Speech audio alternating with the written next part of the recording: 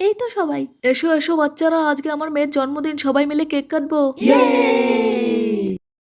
Happy birthday to you, happy birthday to you, happy birthday. এই নে ভাই, thank you. নে তুইও নে, এই নে ধরো। এই নাও ছোটু, এই নাও পুচকু। আরে বাবা, ওই মেয়েটা তো এলো না। চল আমরা গিয়ে দিই। ঠিক আছে। আরে এই একই মেয়ে, দাঁড়াও। কি আঙ্কেল?